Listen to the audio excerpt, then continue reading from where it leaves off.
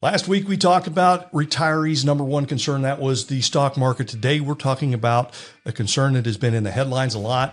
That is Social Security. Nikki Ludi joins me right after this.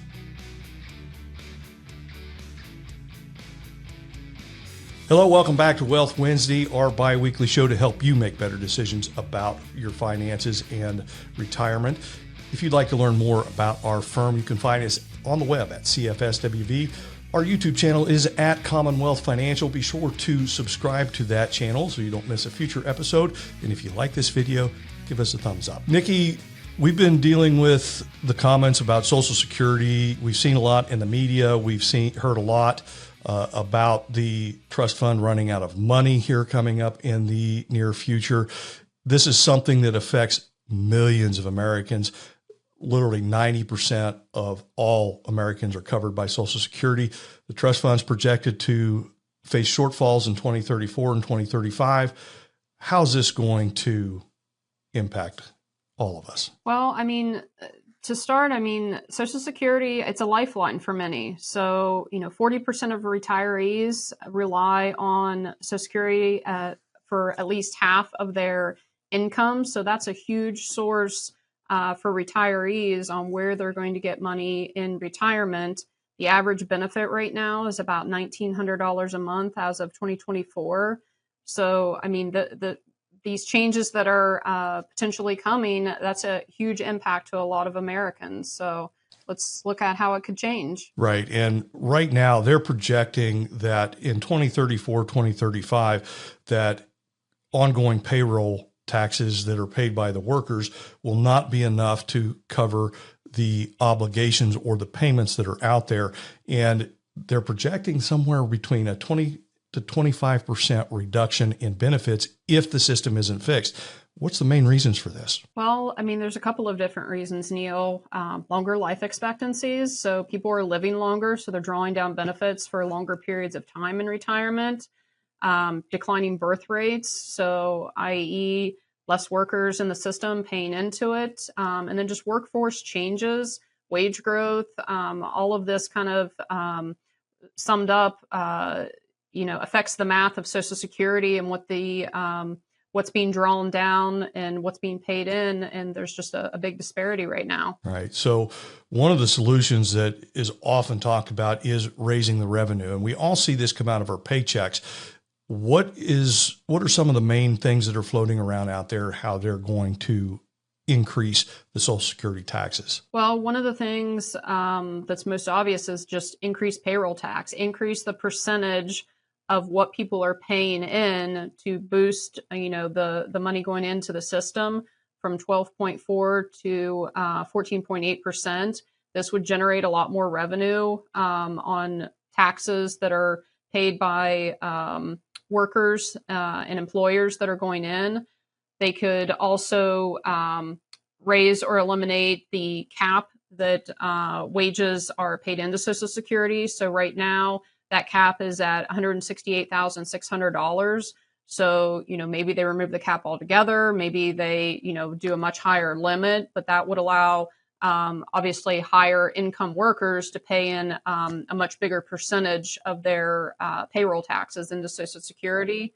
Another thing would be expand coverage to include more workers, get more people in the pipeline that are paying in Social Security taxes. So right now, state and local workers, pay into their pension systems, but they do not pay into Social Security, which is why they don't draw benefits from it. So that could be the potential. Or invest the trust fund in stocks for potentially higher returns. But this obviously comes at a pretty big risk. Yeah, and we'll come back to the state and local worker thing because there is a big change that happened at the beginning of this year, and we'll talk about that briefly here in a minute. What are some of the pros and cons of these options, Nikki? Well, obviously the pros are more revenue. That's what they need. They need more revenue in the system to have more contributors paying in their payroll taxes, higher returns with stock investments. So, all of these contribute to more money in the Social Security system, but there also are a lot of cons. This could mean higher taxes for Americans to be able to make up this gap in Social Security benefits that are being paid out. So, that could hurt workers. It could hurt businesses as they have to pay in a lot higher tax rates. There's obviously volatility if investments were made in the stock market that could contribute potentially in some years to lower returns in some years. So, delaying in seeing revenue benefits. So, all of this isn't going to change overnight. But I think, expanding coverage to, who receives these benefits. So, I mean, there's a lot of drawbacks and a lot of things to get fixed over the next, 10 years. Right. So another thing that's been proposed is to change how benefits are paid out. And one of the big things there is potentially raising the full retirement age. Right now it's at 67, and they could raise that to 68, 69, or 70. And what this would do is if you retired at 62, that means your discount's even bigger. Right now, the full retirement age for most people is 67 years old. And if you retire and take your benefits at 62, that's a 30% discount. Well, if they raise the full retirement age to 70, for example, your reduction may be 40 to 45% instead. That could be a big problem for folks and forcing them to work even longer. The other thing that they could do is potentially reduce benefits for higher earners. And, you hear the term means testing all the time, and where they would look at all of your other income and then potentially reduce your Social Security benefits because you have done a good job saving and have other income. And probably the one that's most appealing is changing how they figure out the cost of living adjustment. And this would be somewhat of a indirect cut to benefits in some respects. You just wouldn't get as much in the inflation adjustment each year. And that would have an impact on workers as they go if they reduce the inflation thing. Nikki, when we look at this, how would this affect current retirees, people who are close, and younger workers? Well, I think for the most part, Neil, current retirees, it's probably not going to affect them drastically right now. These are, likely to be future changes. So people that are retiring in the next, 10, 20, 30 years are likely to be most affected. Retirees, or pre-retirees, I should say, between 50 and 65, they might need to adjust their plans on when they're going to draw their full retirement benefit. Maybe it does get delayed at some point in the next 10 years. And, how are they going to fund that gap, or do they need to delay retirement? Younger workers, i.e., my generation and younger is probably going to be the most effective, quite honestly, because we're going to have to save more for ourselves because there is a lot of unknown, and there's enough time that's where these are probably going to be a little bit more dramatic changes for us to, fill in that gap between now and retirement. So there could be a lot of impact where we might have to delay retirement or, self-fund a lot more of our retirement benefits and not rely as heavily on Social Security. Lately, there's been a lot of noise in the news that we've had people come into our office here lately, and they're worried about immediate impacts to this. Question for you, do you see any significant problems immediately? And two, how do you think they're going to fix some of these problems? Well, I mean, again, I think in the near term, a lot of the news media kind of portrays that, in 2035 is kind of the year I hear the most about. That I think a lot of people are portraying this, it's going dead broke in 2020 and 2035. And that's really not the reality. This is going to happen slowly over time. And so, again, there's people that are currently receiving benefits are less likely to be affected. I think it really is a longer term approach where, again, even if you're 10 years out, that's where I think people need to have the expectation that there could be a dramatic change. And the reality is we don't know where this is going to fall. We don't know how big of a gap this is going to create because, again, benefits that are essentially they're paying out more benefits than they're taking in. So this all will come to a head at some point, but it's not that the system itself is just going to have $0 in 2035. So I think, again, having good, sound financial advice to be able to save more. And if we're wrong, I've never had a retiree come to me and say, well, I've saved too much money for retirement. That just adds more flexibility in your retirement plan. So I think that's the reality of how Americans need to look at it is, we don't have a crystal ball. We don't know where this is going to end. But I think it's those, 10 years out and more is really where I think there's going to be a gap at some point. Yeah. And a lot of the scuttlebutt right now is political posturing by both sides of our system. I don't see any real significant dangers with the Department of Government Efficiency cutbacks and things like that they're talking about. I think it's a lot of noise more so than it is actual disruptions to people currently. I don't see where that's going to be a major problem. And even if there is a disruption, a lot of those payments will be caught up if there's some malfunction in the system that happens. My personal expectation is we're going to see the payroll taxes increase at some level. I don't know how they can do it without doing that. I think they'll work real hard to not reduce benefits as we go forward. But again, it is a political nightmare to deal with this because you're going to have two sides that come at this from very, very different perspectives and different ways that they want to accomplish the fixes in this.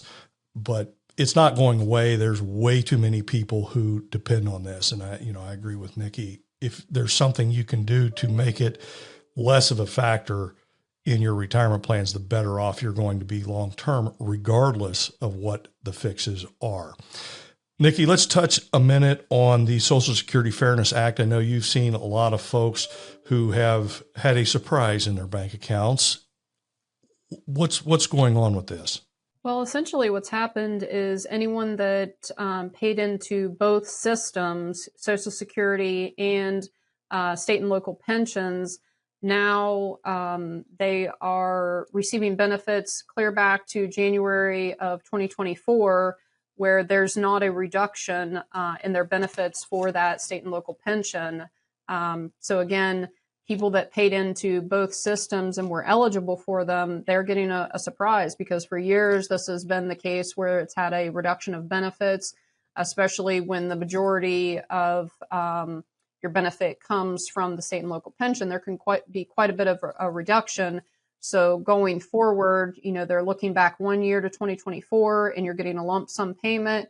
And then going forward, at least for now through 2025, you're seeing that increased payment in your bank account as well. And this also affects spousal workers that were somewhat penalized because if their spouse had a government pension, it would reduce their Social Security benefit. Yeah, it was the repeal of the government pension offset and the windfall elimination provision, which were two of the more complex provisions of the Social Security rules. And it's kind of good to see them go away. And it basically just created a more level playing field for folks that, in many cases, if you had a spouse who didn't work outside the home, they got full Social Security benefits, whereas a teacher in Ohio, for example, would not get any Social Security benefits based on their spouse's earnings record. So this has all been eliminated, and it has basically just leveled the playing field, so to speak. This needed to happen several years ago, and I'm glad to see it. For one, I think it's been a very good thing. But if you see it, don't panic. It's not something they're going to claw back. It is legitimate. They are making it right for all of you people who worked. Yeah, and this is going to, I'll just throw in this is going to impact folks in Ohio more so than in West Virginia, because the West Virginia teachers and many of those municipal employees are paying into two different systems. They're already paying into Social Security and they're paying into the West Virginia employees pension system. Nikki, some final thoughts on this topic today? Well, again, I go back to having a sound financial plan with all of these elements, because you want to build in as much flexibility as possible. You don't want to rely heavily on a Social Security benefit that could be potentially up in the air or change dramatically in the next 10 years or more. Potentially look at delaying claiming benefits to maximize lifetime payouts, not drawing as soon as you're eligible if you don't need it. And then just diversifying your retirement income sources so that, again, you're not relying heavily on any one source of income, so that you can maximize all of these sources in retirement wherever they fall. Yeah. And as far as getting it fixed goes, Winston Churchill once said, you can count on America to do the right thing after they've tried everything else. And we fully expect them to try everything else before they actually get this fixed. Don't expect anything quickly either, because we have 10 years before the system breaks, and they will test everything over those next 10 years, I'm sure. Thanks for joining us today, Nikki. Appreciate you chiming in on this topic. If you like this video, hit the thumbs up button. If you'd like to learn more about our firm and how we can help you prepare for retirement, please visit us on the web at cfswv.com. Thanks for watching. Have a great week.